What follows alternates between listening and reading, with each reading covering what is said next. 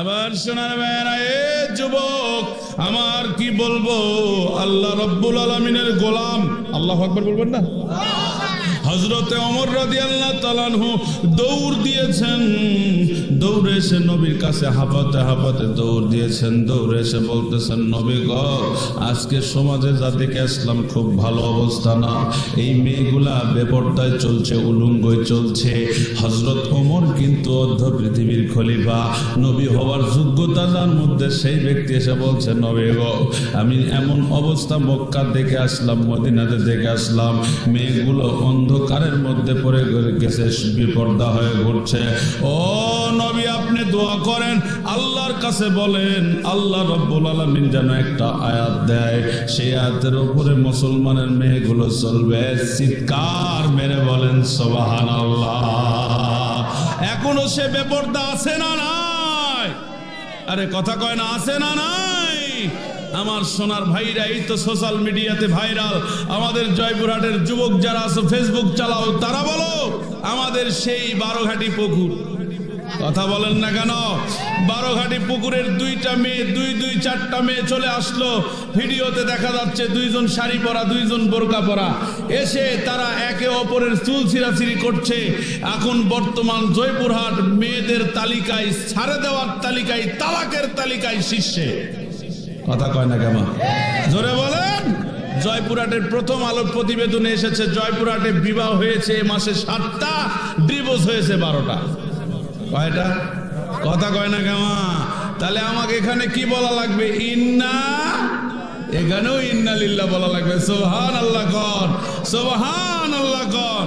আমার ভাইরা একজন আরেকজনের উপরে চড়ে চুল ছিঁড়াছিঁড়ি করে, পরে বিস্তারিত শোনা গেল সাংবাদিক ভাইদের মাধ্যমে কি হয়েছিল ঘটনা। সেখানকার ঘটনায় একটা ছেলে, 2টা মেয়ে, এক ছেলের সাথে 2 মেয়ে সম্পর্ক করে। এই সম্পর্কের জের নিয়ে তারা ওপেন সিক্রেট সবার সামনে মহিলা লিডার, মহিলা ক্যাডারের মতো মাথার চুল ছিঁড়াছিঁড়ি করছে। কথা কয় না কামা? এখানে যদি কোরআন থাকতো তাহলে কি কাজটা হতো? এ যুবক, এখানে বসো, তোমাদের কাছে ওয়াজ শোনানো হবে, ওয়াজ করা হবে তোমাদেরকে। তোমরা সোচ্চার হও, যে মেয়ে রাস্তায় মারামারি করতে পারে, ওই মেয়ে তোমার জীবনে কোনোদিন সুখ এনে দিতে পারে? কথা বলেন পারে? আমার ভাইয়ারা, আমার বন্ধুগণ, সোনার বাবারা, আজকে এমন একটা দিন, আমি জয়পুরহাট সার্ভে করে দেখেছি না, আমাদের জয়পুরহাটটা বর্তমানে ভালো লাগলো। আরে আজকে নাকি 14ই ফেব্রুয়ারি বিশ্ব ভালোবাসা দিবস। আমি তো বলতে চেয়েছিলাম যাদের জীবনে ভালোবাসা নাই তারাই ভালোবাসা পালন করবে, কারণ যারা মাকে ভালোবাসে না, বাবাকে ভালোবাসে না, নিজের বিবিকে ভালোবাসে না, এদের জন্যই বিশ্ব ভালোবাসা দিবস। কিন্তু বিশ্ব ভালোবাসা দিবস পালন করে কোনো লাভ হবে না। আমার আল্লাহ এই জন্যই বললেন, যখনই সমাজে জিনা বেড়ে যাবে, অন্যায় দেখবে, বেপরদা মহিলা দেখবে, তখনই তোমাকে বলতে হবে ইন্না লিল্লাহ। চিৎকার মেরে বলেন কথা ঠিক না বেঠি? সামনেতে মোরা এগিয়ে চলেছি, পিছনে পড়েছি তত, ইমান মোদের লুটে নিয়ে গেল, দেখি নাই খেয়াল করে। ঠিক কিনা? জোরে বলেন ঠিক কিনা? আমার বন্ধুগণ, আমার ভাইয়ারা, ও বাবা যা, আমার সোনার বাবারা, আমি বেশি লম্বা করতে পারবো না, যেহেতু আমার হাতের সময় অনেক কম। আমি আপনাদের বলে দিয়ে যাই, আরে আমাদের বাপ মুসলমান, মা মুসলমান, দাদা মুসলমান, আমরা সেই সূত্রে হয়েছে মুসলমান। চিৎকার মেরে বলেন কথা ঠিক না বেঠি? আজকে যদি আমরা হিন্দুর ঘরে জন্ম হতাম তাহলে আমাদের পরিচয় কি? কথা কয় না কেমন? খারাপ লাগতেছে আপনাদের? কথা না বললে তো ওয়াজ হবে না ভাইজান। আমরা কি মুসলমানের ঘরে জন্ম নিয়েছি, এই জন্য যারা হিন্দুর ঘরে জন্ম নিয়েছে তারা হিন্দু। আমাদের মহব্বত যদি নবীর পক্ষে থাকতো তাহলে কি আমরা দাড়ি কাটতে পারতাম? আমরা কি তাহলে মোষ কাটতে পারতাম? মোষ কাটতাম সুন্নতি স্টাইলে, দাড়িও কাটতাম সুন্নতি স্টাইলে, কিন্তু নবীর প্রতি ভালোবাসা নাই। যাদের ভালোবাসা আছে তারা কিন্তু দাড়ি রেখে দিয়েছে আল্লাহর নবীকে ভালোবেসে। কথা বলেন ঠিক না বেঠি?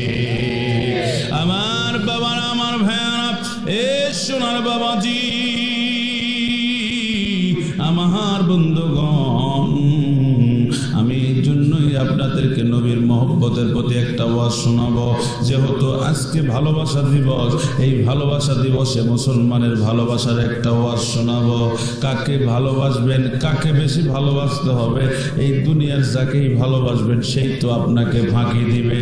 কোনো মেয়েকে ভালোবাসবেন, এই মেয়েতে আপনার চিরদিন থাকবে কোনো গ্যারেন্টি নাই।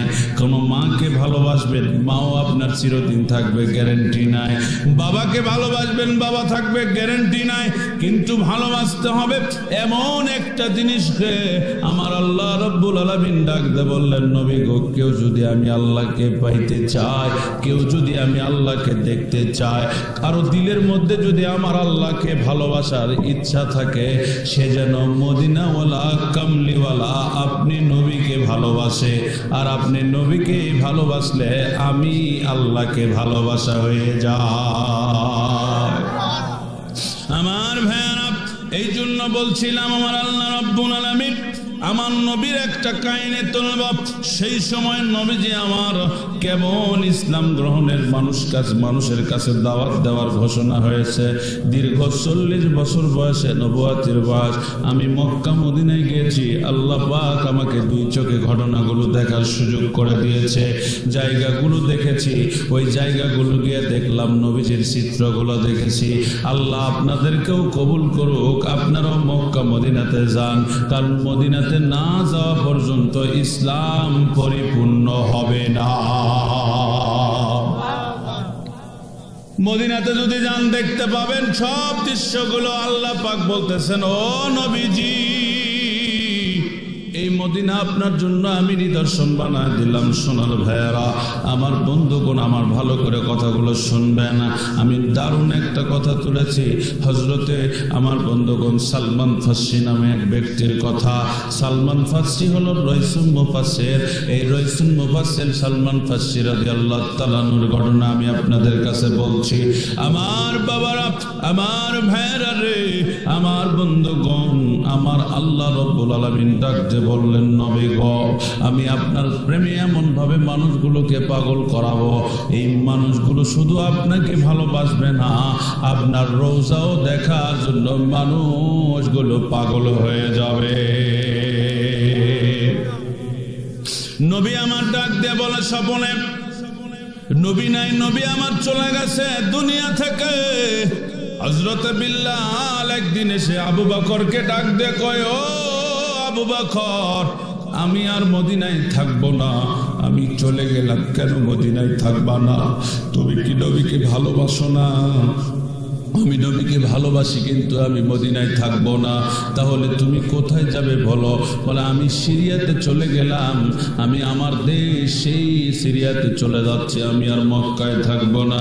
বিল্লাল চলে গেছে, এইদিকে আমার নবীজি অনেক দিন পরে স্বপ্নের মধ্যে আমার নবীজি বিল্লালের কাছে গিয়া বলতেছে, আয় আয় আয় রে বিল্লাল, তুই তো বড় স্বার্থপর হয়ে গেছিস, তুই কি আমাকে আর আজান শোনাবি না? অনেক দিন হলো রে বিল্লাল, আমি তোর কণ্ঠে আজান শুনতে পাই না। বিল্লাল রে, তুই এত নিষ্ঠুর হলি কেমনে? আমার রওজা ছেড়ে চলে এসেছেন বিল্লাল। বিল্লাল, তুই একটু আজান দিলে আমি শুনি, আমার কলিজা ঠান্ডা হয়ে যায়। যারা বলে আমার নবী জিন্দা না মৃত, তাদের জন্য ওয়াজ করছি। বলে না আমার নবী মৃত, বলে না আপনি আমার নবী মৃত, এই কথা বলে না? তাদের চোখ মৃত, অন্তর মৃত, তারা মরে গেছে। কথা বলেন ঠিক কিনা? জোরে বলেন ঠিক কিনা? আমার ভাইয়েরা, আমার নবীজি যখন স্বপ্নে দেখালেন, হযরতে বিল্লাল রাদিয়াল্লাহু তাআলা আনহু স্বপ্ন থেকে জাগ্রত হয়ে সিরিয়া থেকে দৌড় দিছে, মক্কার দিকে রওনা করেছে। দৌড়ায় পাগল, দৌড়ায় আর দৌড়ায়। নবীর আশেক হলে কেমনে মানুষ পাগল হয়? নবীজির কথা শুনে দৌড়াচ্ছে, দৌড়াতে দৌড়াতে মদিনায় চলে গেছে। মদিনায় গিয়ে নবীজি রওজা ধরে কাঁদছে, কান্দে আর কয়, নবী গো, তোমার বিলাল এসেছে, তুমি কি আসবা না? তোমার বিলাল আজান দিবে গো নবী, তুমি আজান আজান শুনবে, আমি তোমার আশিক, তোমার পাগল, আমি চলে এসেছি, তুমি কি নামাজের ইমামতি করবা না? ও নবী, তোমার আশিক তোমার কথা রেখেছে, তুমি কি কথা রাখবা না? আমি আজান দিব, কিন্তু তুমি তো নামাজ পড়াবে কিনা এটা তো আমি জানি না। এই কথা বলে আর বিল্লাল নবীজির রোজা আর গিলাফ ধরে কান্দে, হাউমাউ হাউমাউ করে কান্দে। মক্কা মদিনায় রোল পড়ে গেছে, মক্কা মদিনায় প্রচার হয়ে গেছে। যুবকরে শোনো, ভালো করে কথাটা শোনো, নবীর আশিক হলে কি পাওয়া যায়, নবীর আশিক কেন হবেন, একটু মহব্বতে শোনেন। আমার নবীজি কান্দে, রওজা ধরে কান্দে। মক্কা মদিনার যুবকেরা ছুটে ছুটে আসতেছে, মক্কা মদিনার মানুষগুলো ছুটে ছুটে আসতেছে, বলতেছে না না, দেরি করা যাবে না, দেরি করা যাবে না, মনে হয় মক্কা মদিনায় বিল্লাল আসছে, মানে নবী এসেছে। চিৎকার মেরে বলেন সুবহানাল্লাহ। মক্কা মদিনায় নবী এসেছে মানে বিল্লালও এসেছে। বিল্লালের আজান শোনার জন্য সবাই দৌড়ায়। এমন টাইমে হযরতে আবু বকর, ওমর, ওসমান চলে এসেছে। বলে, ভাই বিল্লাল রে, তুমি এসেছো যখন আজান দাও। কতদিন হলো মক্কা মদিনায় তোমার আজান হয় না, মদিনা শরীফে তোমার আজান শুনবো, দয়া করে তুমি আজান দাও। বিল্লাল বলে, না না, আমি আজান দেব না, কারণ আজান দিলে আমি নবীকে দেখতে পাবো না, আমার কলিজা সইতে পারবে না। নবীর আশিক যারা মদিনা শরীফে গিয়ে এত কান্না কান্দে, নিজে চোখে আল্লাহ আমারে দেখাইছে, কাঁদতে কাঁদতে চোখের পানি ছেড়ে দেয়, কাঁদতে কাঁদতে চোখের পানি ছেড়ে দিয়া এমন ভাবে কান্নাকাটি শুরু করে দিছে। বিল্লাল কাঁদতে কাঁদতে চোখের পানি ছেড়ে দিয়ে ঝরঝর হয়ে গেছে। বিল্লাল ডাকতে কয়, ও ভাই, আমি আজান দিতে পারবো না, কারণ আজান দিলে আমার নবীকে আমি দেখতে পাবো না। আমার বন্ধুগণ, এই কথা শোনার শুনে সাহাবীরা ঠিক ডাকতে বললেন, যাও তাড়াতাড়ি ডেকে আনো হযরতে ইমাম হাসান আর হোসেন। কিতাবের মধ্যে এসেছে, কিতাবের মধ্যে এসেছে ইমাম হাসান আর হোসেনকে দেখতে আমার নবীজির মতো দেখা যায়, নবীজির মতো দেখা যায় ইমাম হাসান আর হোসেনকে। আমার ভাইরা কাঁদতে কাঁদতে যার হোসেন এসে বিল্লালের মাথায় হাত দিয়ে বলতেছে, বিল্লাল তুমি আজান দাও, তোমার আজান শোনার জন্য মক্কাবাসী পাগল।